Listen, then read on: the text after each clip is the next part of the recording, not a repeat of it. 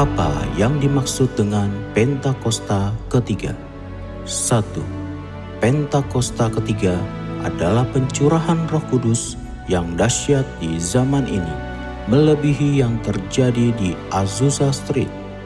2. Pentakosta ketiga akan mengakibatkan penuaian jiwa yang terbesar dan yang terakhir sebelum Tuhan Yesus datang kembali. 3.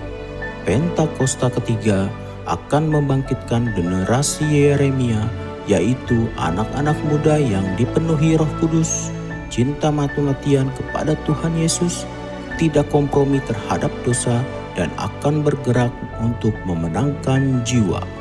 4. Pentakosta ketiga lahir di Indonesia dan bergerak ke bangsa-bangsa. Gerakan ini dari timur ke barat dan akan kembali ke Yerusalem. 5. Pentakosta ketiga akan memberikan kuasa untuk menyelesaikan amanat agung, dan setelah itu Tuhan Yesus datang kembali. Deklarasi iman dalam lindungan Allah. Orang yang duduk dalam lindungan yang maha tinggi dan bermalam dalam naungan yang maha kuasa akan berkata kepada Tuhan, tempat perlindunganku dan kubu pertahananku, Allahku yang kupercayai. Sungguh, dialah yang akan melepaskan engkau dari jerat penangkap burung, dari penyakit sampar yang busuk. Dengan kepaknya, ia akan menulungi engkau, di bawah sayapnya engkau akan berlindung.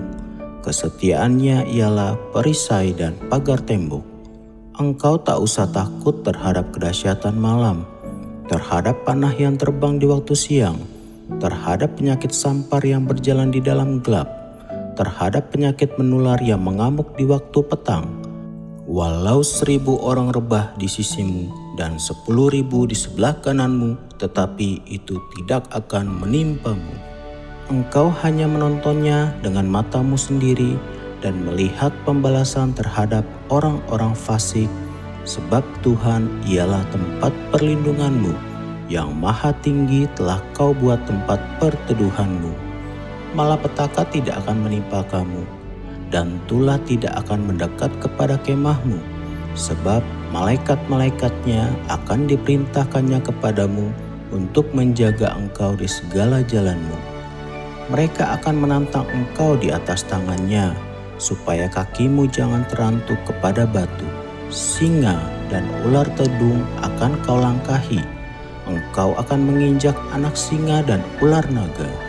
Sungguh hatinya melekat kepadaku, maka aku akan meluputkannya. Aku akan membentenginya, sebab ia mengenal namaku. Bila ia berseru kepadaku, aku akan menjawab. Aku akan menyertai dia dalam kesesakan. Aku akan meluputkannya dan memuliakannya. Dengan panjang umur akan kukenyangkan dia, dan akan kuperlihatkan kepadanya keselamatan daripadaku.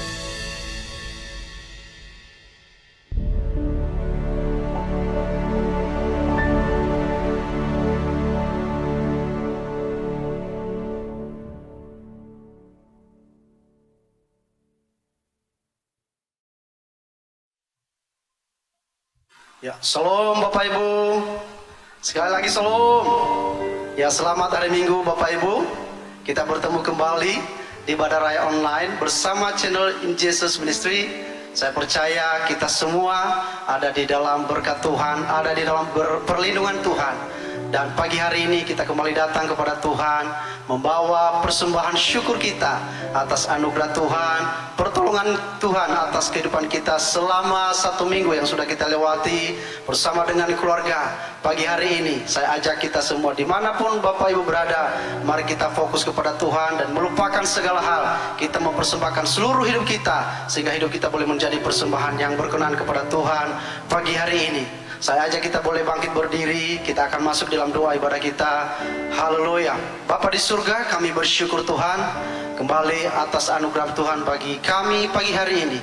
Kami seluruh umat-Mu yang ada pagi hari ini, Kami bersyukur kepada Tuhan atas kebaikan dan berkat pertolongan Tuhan yang berlimpah di dalam kehidupan kami selama 1 minggu bersama dengan keluarga kami, bersama dengan orang-orang yang kami kasihi. Kami terus boleh merasakan kasih Tuhan, kami terus boleh merasakan anugerah Tuhan yang berlimpah di dalam kehidupan kami. Sebab itu Bapa, kami datang di hadapan Tuhan pagi hari ini. Kami mempersembahkan seluruh hidup kami ya Tuhan. Mari urapi setiap kami, berkati setiap kami umat-Mu ya Tuhan, sehingga kami boleh merasakan hadirat Tuhan. Bertaktalah Tuhan di atas pujian dan penyembahan kami, sehingga kuasa-Mu Tuhan menaungi seluruh kehidupan kami. Terima kasih Bapa di surga, terpujilah nama-Mu. Di dalam nama-Mu Tuhan Yesus, kami akan masuk dalam ibadah kami pagi hari ini. Haleluya, haleluya, haleluya. Haleluya.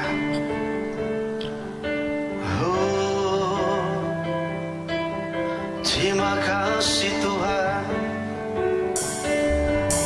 Terima kasih. Kami bersyukur buat kasih setia-Mu. Kami bersyukur karena kebaikan-Mu Tuhan, karena perbuatan-Mu yang ajaib di dalam hidup kami. Hosana bagi-Mu, hosana bagi-Mu ya Tuhan.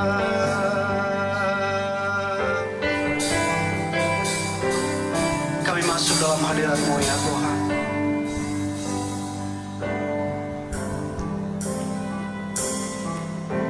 Saat ku masuk ke hadirat-Mu, bawa persembahan ke tempat kudus-Mu. Pujian ku naikkan, sembah ku berikan bagi-Mu Allah yang mulia. Kau layakkanku menghampiri-Mu, melihat tata kemuliaan-Mu Tuhan. Pujian ku naikkan, sembah ku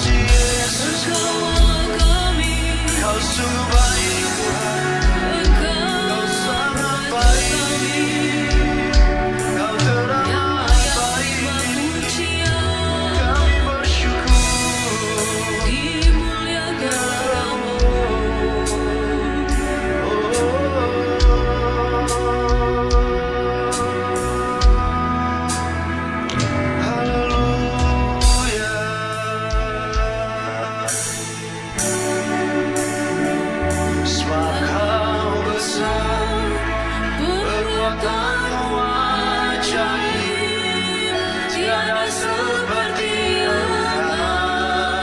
Yes Tuhan, tiada seperti Engkau, sebab Kau besar, perbuatanmu ajaib, tiada seperti Engkau,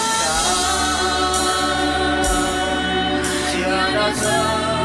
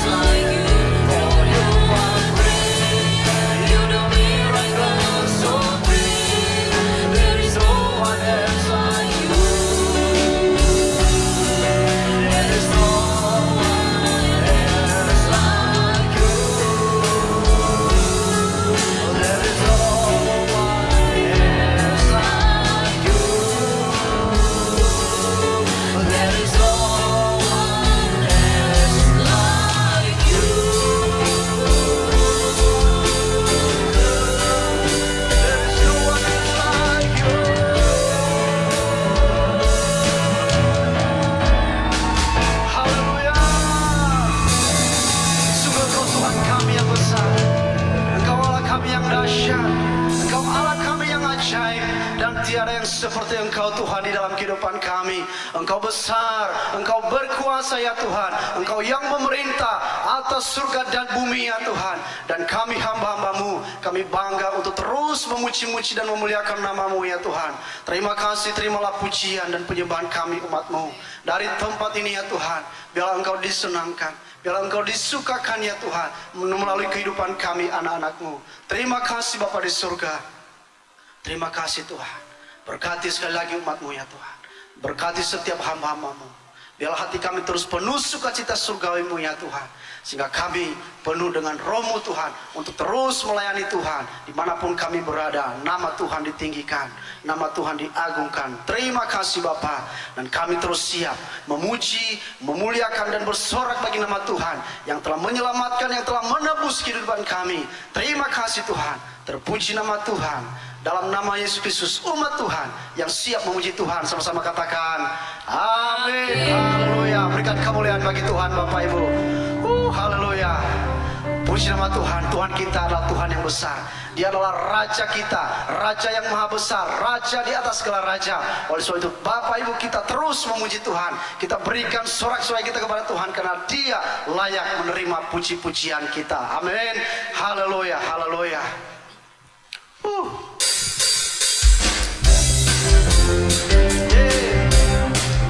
Kau Tuhan Raja Maha Besar, kami datang menyembah-Mu di tempat ini.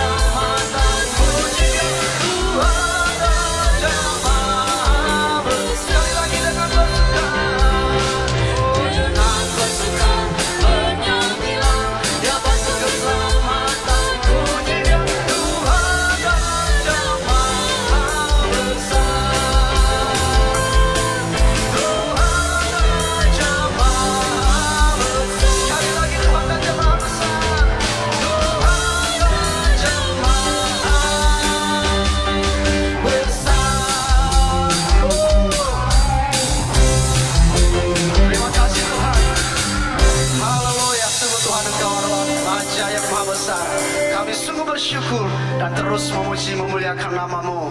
Biarlah Tuhan dari utara, dari selatan, dari timur dan dari barat datang setiap suku bangsa untuk memuji dan memuliakan nama-Mu. Haleluya. Aku dahsyat.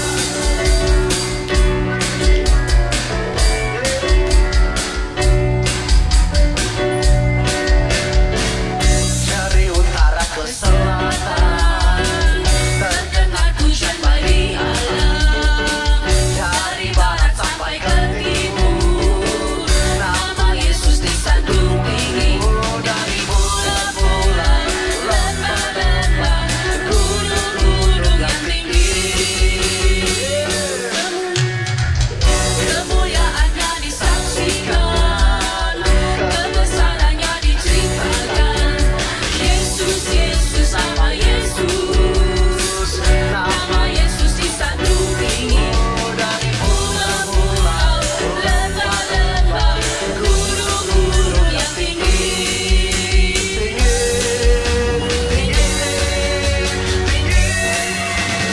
Aku dasar berkuasa, suruh bumi sujud menyembah. Tinggikan nama-Mu, Allahku dahsyat berkuasa, suruh bumi sujud menyembah. Tinggikan nama-Mu. Dari timur, dari barat, mari kita menyembah Tuhan. Dari utara ke selatan terdengar pujian bagi Allah. Dari barat sampai ke timur nama Yesus disandung tinggi. Dari pulau-pulau, lembah-lembah, gunung-gunung yang tinggi. Kemuliaannya disaksikan, kebesarannya diceritakan. Yesus, Yesus, nama Yesus, nama Yesus disandung tinggi. Dari pulau-pulau, lembah-lembah, gunung-gunung yang tinggi. Tinggi, tinggi, Allahku dahsyat berkuasa, suruh bumi sujud menyembah. Tinggikan nama-Mu, Allahku dahsyat berkuasa, suruh bumi sujud menyembah. Tinggikan nama-Mu, Allahku dahsyat berkuasa, suruh bumi sujud menyembah. Tinggikan nama-Mu, Allahku dahsyat berkuasa, suruh bumi sujud menyembah. Tinggikan nama-Mu, tinggikan nama-Mu, tinggikan nama-Mu, Allahku dahsyat. Berikan kemuliaan bagi Tuhan. Haleluya. Biarlah Tuhan Engkau saja yang disembah, Engkau saja yang ditinggikan ya Tuhan. Dan ini doa kami, biarlah setiap suku bangsa datang terus untuk memuji dan menyembah-Mu dan mengenal Engkau ya Tuhan. Terlebih generasi ini Tuhan kami berdoa, Tuhan biarlah mereka datang menjadi penyembah-penyembah-Mu di dalam roh dan kebenaran di akhir zaman ini. Terima kasih Tuhan. Inilah pujian penyembahan kami. Kerinduan hati kami terus Tuhan melekat dan mendekat kepadamu ya Tuhan. Karena di saat kami ada di dalam hadirat-Mu, iman kami terus dikuatkan, pengharapan kami terus Tuhan dikuatkan ya Tuhan. Terima kasih Tuhan. Sebentar kami akan mendengarkan kebenaran firman-Mu. Mari Tuhan Engkau mengurapi hamba-Mu. Urapan yang baru, hikmat yang baru, turunlah atas hamba-Mu, juga atas setiap umat-Mu yang mendengar pesan-Mu pagi hari ini. Biarlah kami boleh memiliki hati yang lemah lembut ya Tuhan, untuk mendengarkan kebenaran firman-Mu, sehingga kami terus hidup di dalam kebenaran-kebenaran firman-Mu ya Tuhan. Nama-Mu Tuhan dipermuliakan lewat kehidupan kami anak-anak-Mu. Terima kasih Tuhan. Yesus, Engkaulah kebenaran kami, Engkau yang menyelamatkan kami, Engkaulah pengharapan kami. Hanya Engkau Tuhan Yesus. Haleluya. Yesus, Kau kebenaran yang menyelamatkan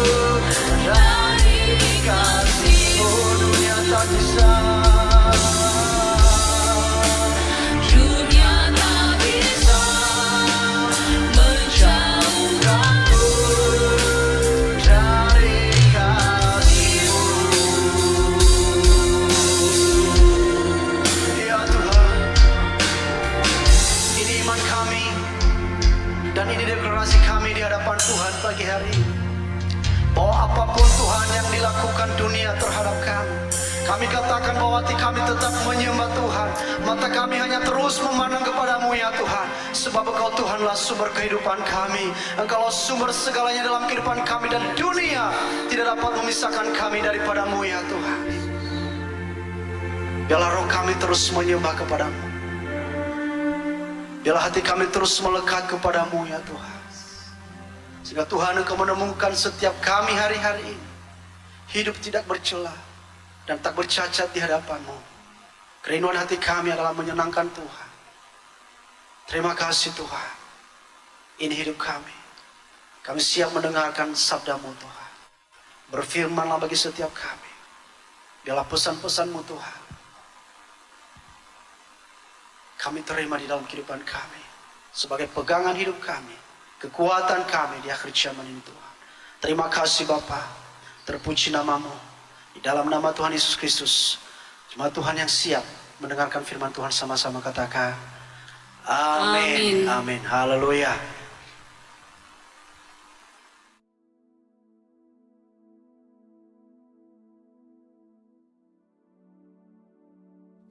Shalom semuanya. Pada waktu Tuhan Yesus ditanya oleh murid-muridnya tentang tanda kedatangannya dan tanda kesudahan dunia ini, Tuhan Yesus menjawab dalam Lukas 21 ayat 11 bahwa salah satunya adalah penyakit sampar. Sampar dapat diartikan sebagai pandemi.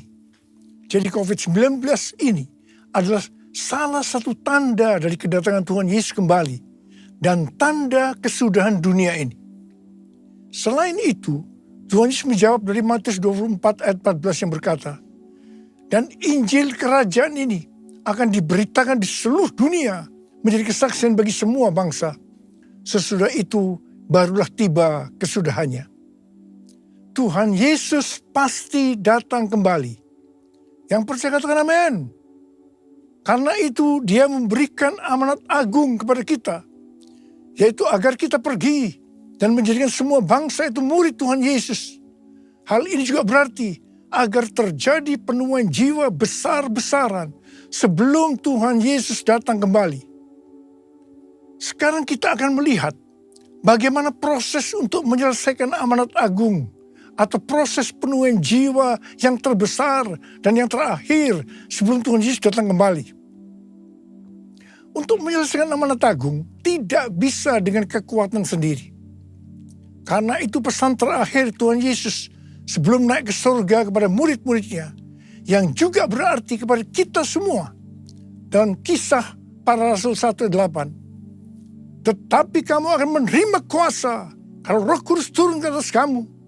Dan kamu akan menjadi saksiku di Yerusalem dan di seluruh Yudea dan Samaria dan sampai ke ujung bumi.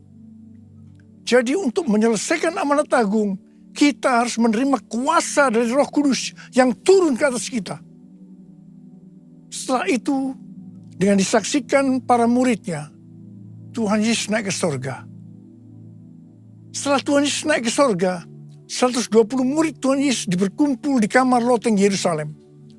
Mereka melakukan ini karena Tuhan Yesus memerintahkan agar mereka tidak meninggalkan kota Yerusalem sebelum diperlengkapi dengan kekuasaan dari tempat tinggi.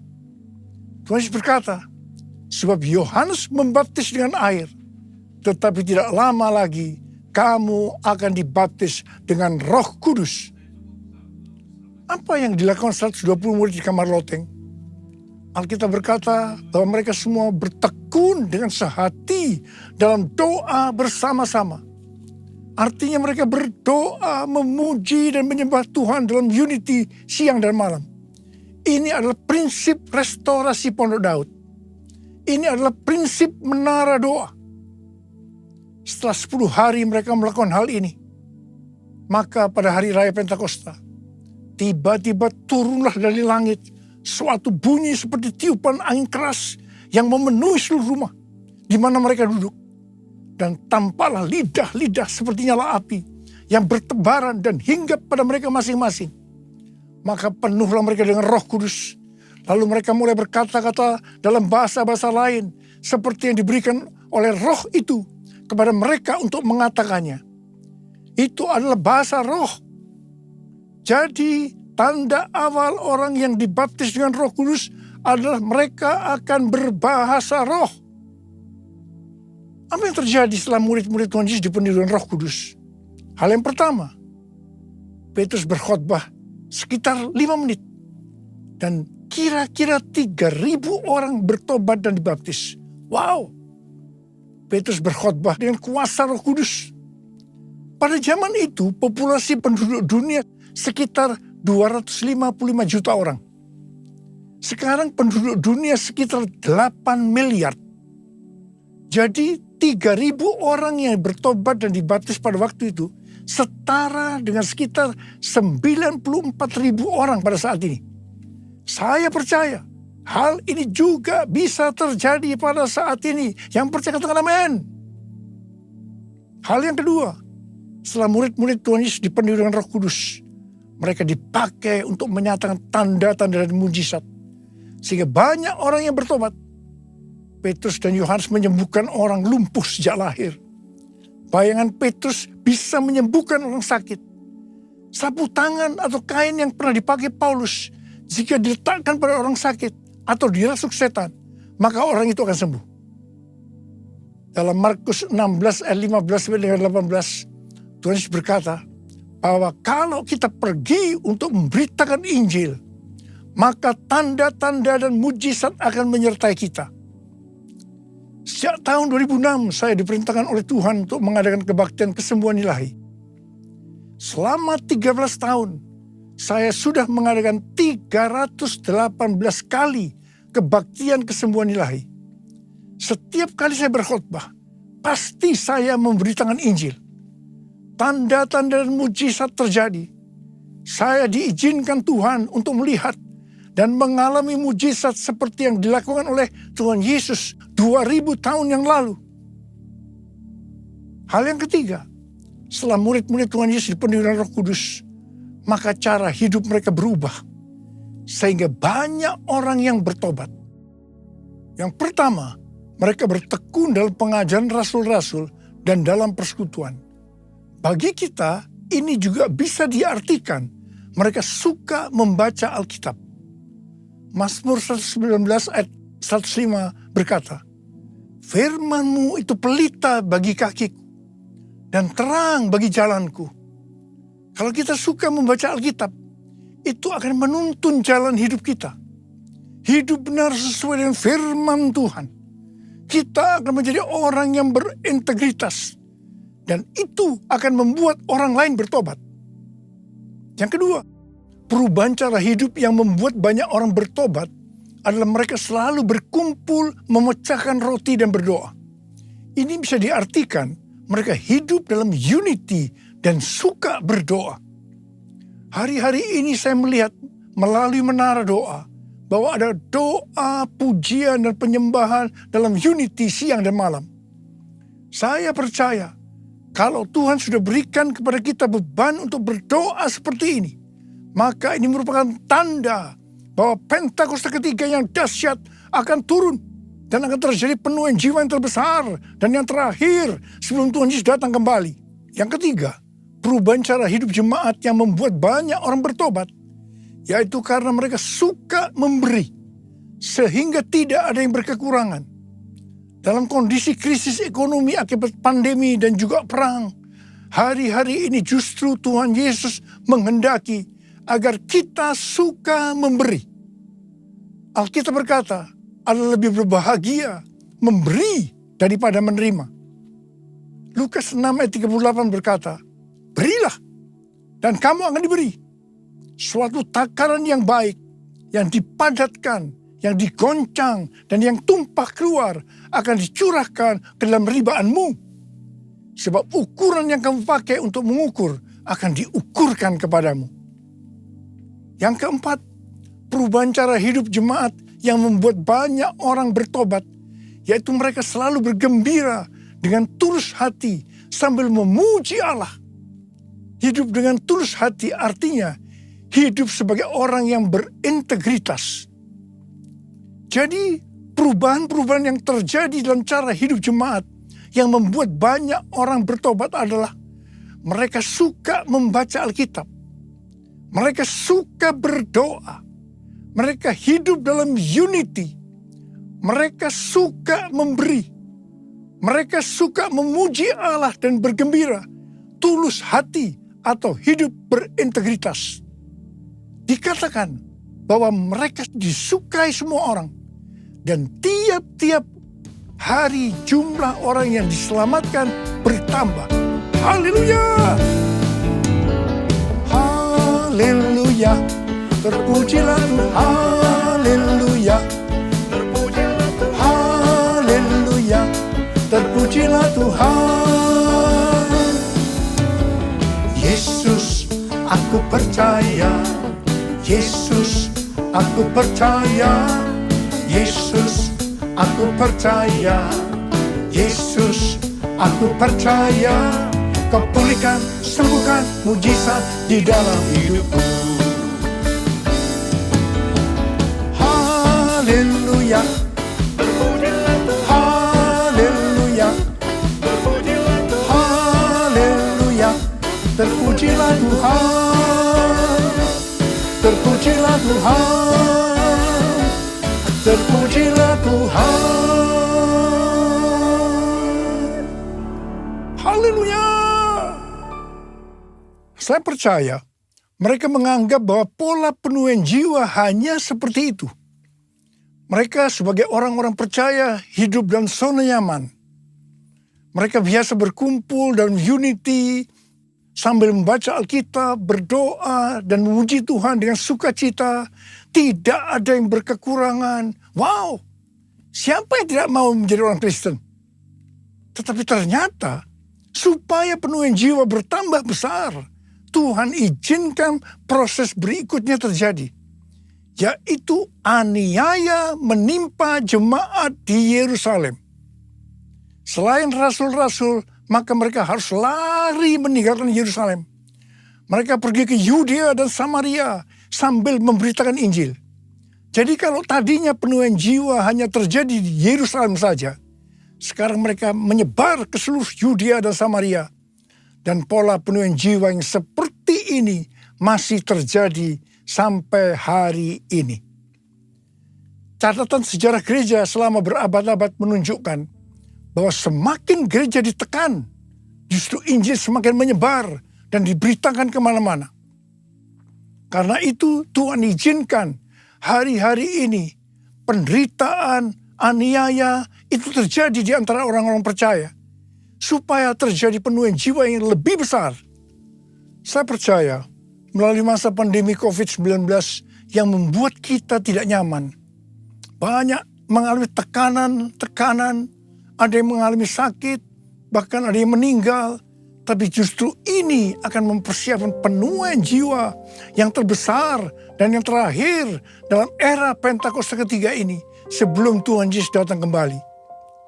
Melalui semua ini, mari kita katakan bersama-sama, Tuhan Yesus,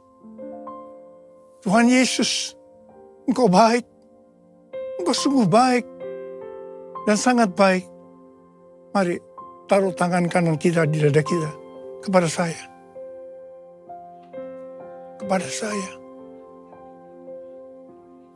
Yesus, Engkau baik, sungguh baik, sangat baik. Yesus, Engkau baik, sungguh baik, sangat baik. Kasih-Mu tak berkesudahan, kasih-Mu kekal selamanya.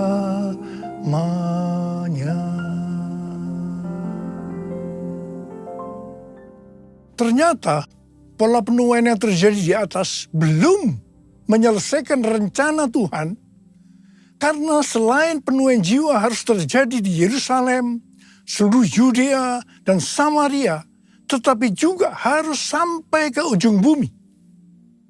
Tuhan mempunyai cara untuk membuat penuaian jiwa itu sampai ke ujung bumi, yaitu dengan terjadinya perubahan paradigma dalam pelayanan. Selama ini pengertian tentang keselamatan hanya untuk orang-orang Yahudi saja. Tetapi melalui peristiwa Kornelius, di mana Petrus diutus oleh Tuhan untuk mendatangi Kornelius yang bukan orang Yahudi untuk memberitakan jalan keselamatan. Akhirnya mereka mengerti bahwa ternyata keselamatan bukan hanya untuk orang-orang Yahudi saja, tetapi untuk semua bangsa. Dan ini mengakibatkan terjadinya penuaian jiwa besar-besaran. Haleluya! Jadi mereka tidak hanya mengabarkan Injil di Yerusalem, Yudea, dan Samaria saja. Tetapi sekarang mereka, termasuk kita juga, pergi ke seluruh dunia. Proses perubahan paradigma dalam pelayanan itu tidak mudah. Petrus harus diyakinkan oleh Tuhan. Kalau Tuhan berkata halal, jangan kamu berkata haram. Orang-orang yang bukan Yahudi adalah haram di mata orang Yahudi. Proses itu masih terus berlanjut untuk memberikan pengertian kepada orang-orang Yahudi, golongan bersunat, dan juga orang-orang Farisi yang sudah bertobat, di mana mereka berpendapat bahwa orang yang bukan Yahudi yang percaya kepada Tuhan Yesus harus disunat dan diwajibkan mengikuti hukum-hukum Musa. Tetapi melalui sidang di Yerusalem, akhirnya mereka mengerti dan bisa menerima bahwa keselamatan bukan hanya untuk orang-orang Yahudi saja, tetapi untuk semua bangsa. Katakan amin. Layaklah segala bangsa sujud kepadamu, sebab kau Allah yang kudus, layak disembah. Layaklah segala bangsa sujud kepadamu, sebab kau Allah yang kudus, layak disembah, layak disembah, layak disembah.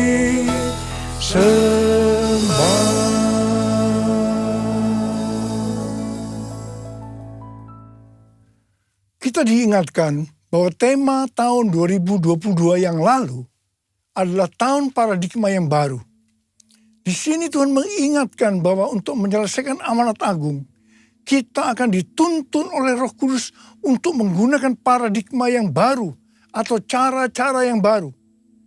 Tahun 2023 adalah tahun untuk bangkit dan jadi pemenang. Kita harus lebih peka terhadap tuntunan Tuhan supaya menjadi pemenang. Pada awal pelayanan saya termasuk salah seorang yang dipakai oleh Tuhan untuk melakukan paradigma yang baru dalam pelayanan untuk menyelesaikan amanat agung. Sebagai contoh, dalam hal membuka gereja baru. Dalam hal cara ibadah dengan doa, pujian, dan penyembahan.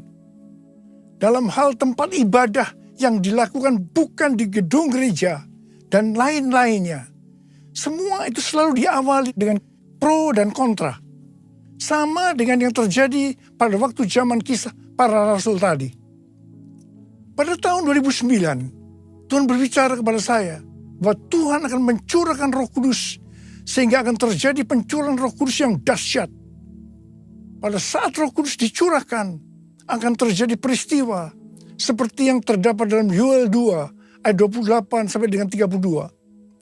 Di sini disebutkan bahwa pada saat Roh Kudus dicurahkan akan ada 3 tanda yang terjadi.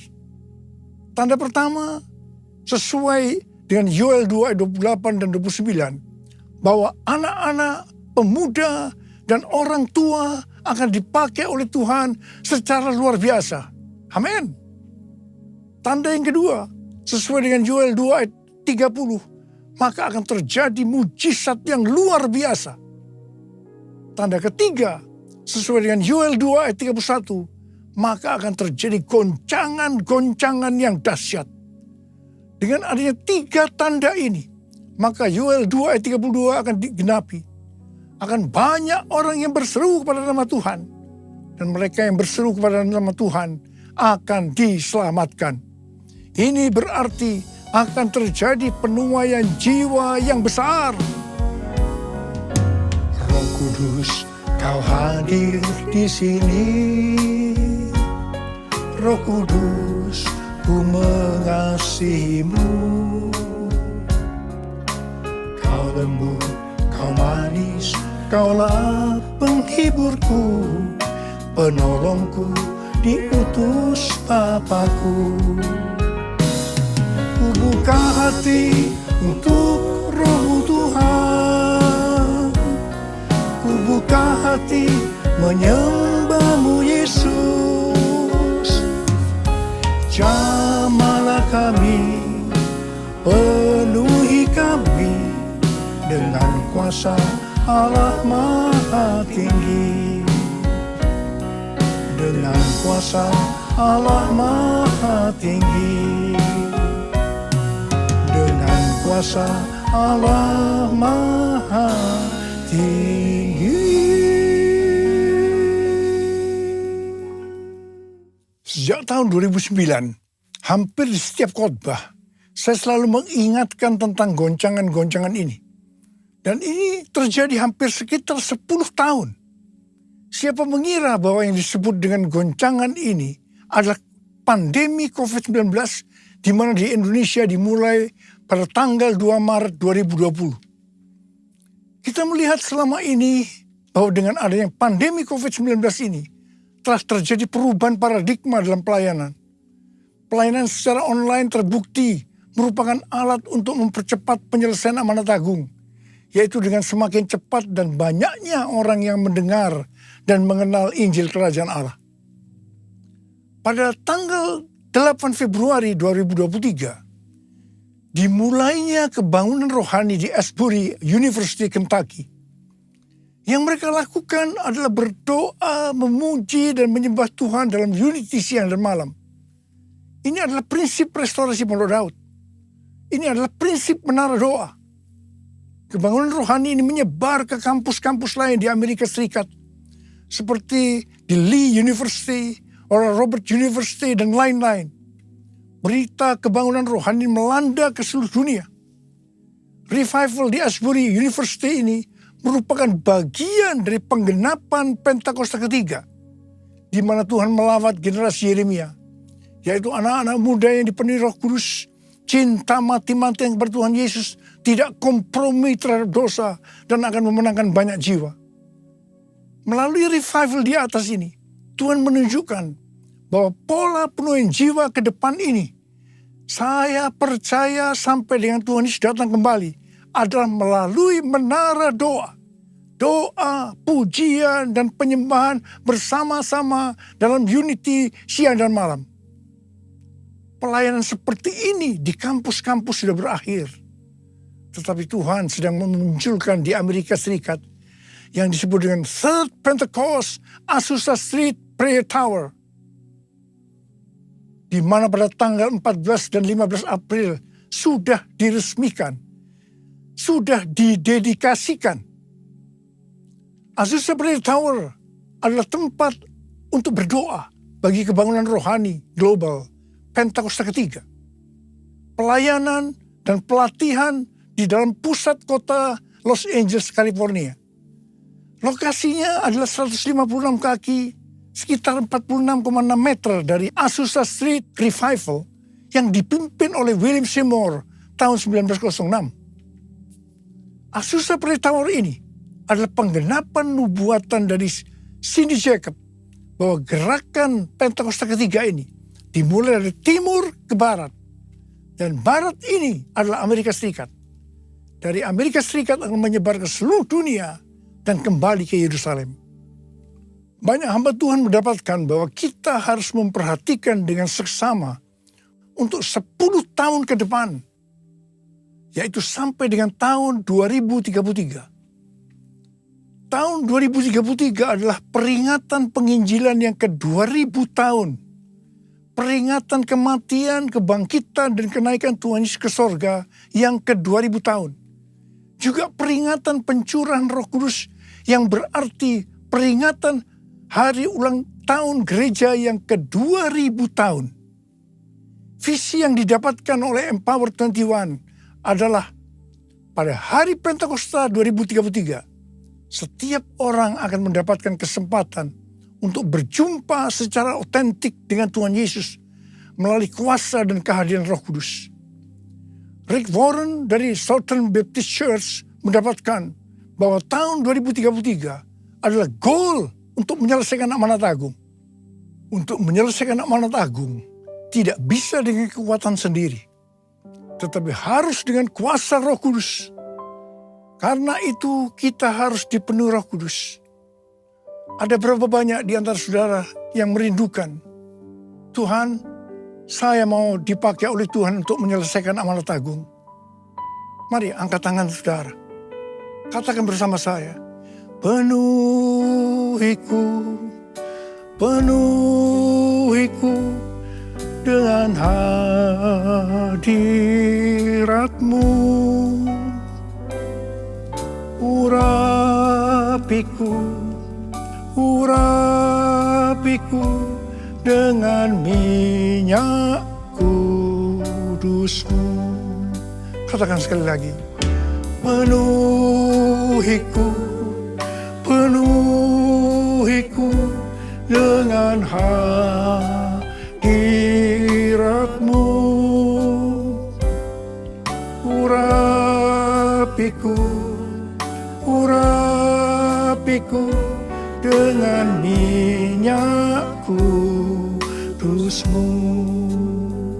Uriala basyara barakana marabarakana marabalabala. Uriala la la la bala bala bala bala bala bala bala bala. Uriala la la la bala bala bala bala. Penuhi kami dengan Roh-Mu Tuhan. Penuhi kami, urapi kami Tuhan. Urapi kami, berikan kami kuasa Roh Kudus untuk menyelesaikan amanat agung Tuhan Yesus. Uriala bala bala bala bala bala bala bala bala. Terima.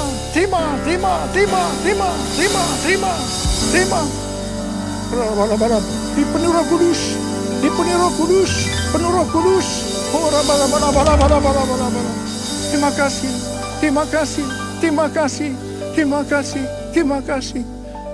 Terima kasih Abba. Dalam nama Yesus. Amin.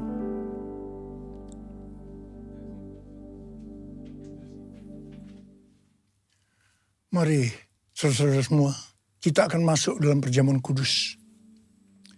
Kita akan mengingat ayat ini. Sebab setiap kali kamu makan roti ini dan minum cawan ini, kamu memberitakan kematian Tuhan sampai Ia datang. Perjamuan kudus adalah perjamuan Tuhan Yesus sendiri. Setiap kali kita masuk dalam perjamuan kudus, Tuhan Yesus selalu berkata kepada kita, biarlah ini menjadi peringatan akan aku. Karena itu, mari, arahkan hati kita kepada kebaikan Tuhan. Kita akan mengingat kebaikan Tuhan. Mari turunkan kepala. Bapa, siapakah kami sebelum kami mengenal Engkau? Kami semua orang berdosa. Upah dosa adalah maut, mati. Tempatnya di neraka. Tapi Engkau yang tidak berdosa telah dijadikan dosa oleh karena kami. Engkau harus turun dari surga mulia. Mati ganti kami dengan penderitaan yang luar biasa. Sungguh kalau kami pikirkan ya Tuhan, betapa baiknya Engkau itu. Engkau jadikan kami sebagai anak-anak-Mu. Engkau berkati, Engkau tuntun, Engkau bela, Engkau sembuhkan kami. Engkau penuhi kami dengan Roh-Mu. Terima kasih Bapa. Engkau juga tegur kalau kami salah ya Tuhan. Engkau hajar kami. Itu Engkau ya Abba. Itu Engkau ya Abba. Tuhan akan memberkati kita semua melalui perjamuan kudus. Tapi Tuhan mau kita makan dan minum dengan cara yang benar. Karena itu masing-masing berdoa. Introspeksi. Lihat keadaan dirimu masing-masing. Jangan menyimpan dosa. Kalau ada dosa yang Tuhan ingatkan saat ini, langsung minta ampun. Minta ampun. Supaya kita diberkati. Supaya kita diberkati oleh Tuhan. Ampuni ya Tuhan. Ampuni. Ampuni anak-anak-Mu semua. Ampuni kami semua ya Tuhan. Ampuni. Bapa, layakkan kami untuk masuk dalam perjamuan kudus. Kami akan masuk dalam perjamuan kudus dengan hati yang penuh dengan ucapan syukur. Dalam nama Yesus kami berdoa. Amin.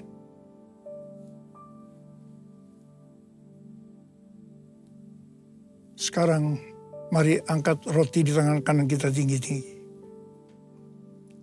Sebab apa yang telah kuteruskan kepadamu telah aku terima dari Tuhan. Yaitu bahwa Tuhan Yesus pada malam waktu ia diserahkan mengambil roti. Dan sesudah itu yang mengucap syukur atasnya. Dia memecah-mecahkannya dan berkata, inilah tubuhku yang diserahkan bagi kamu. Perbuatlah ini menjadi peringatan akan aku. Saudara dikasih Tuhan. Bukankah roti yang kita pecah-pecahkan ini adalah persekutuan kita dengan tubuh Kristus? Mari kita makan dalam nama Yesus.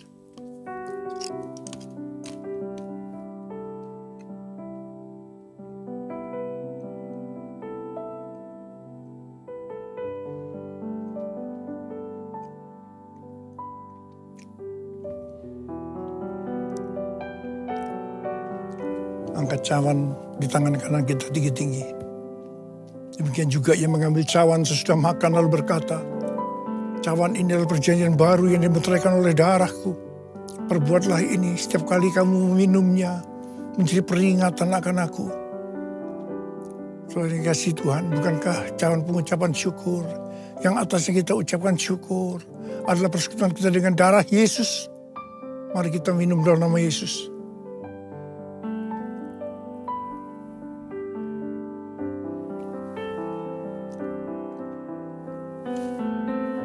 Mari kita angkat tangan kita, ucapkan syukur.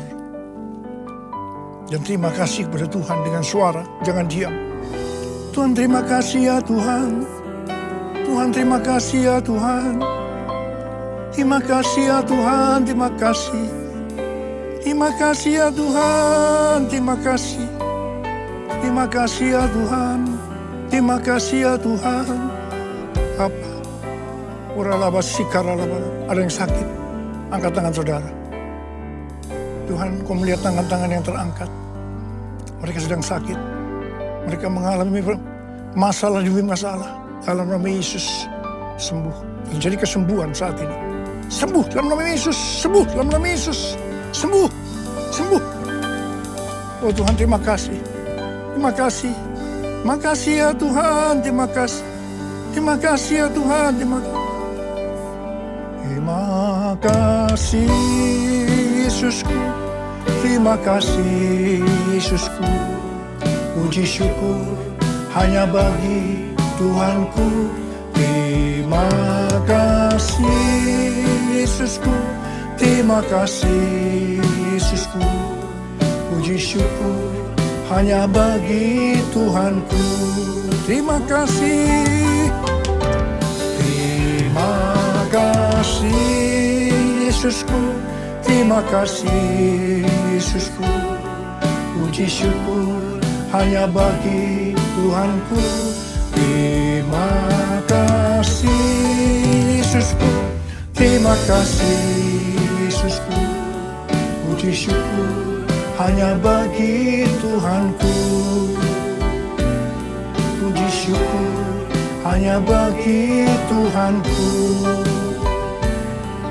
Puji syukur hanya bagi Tuhanku.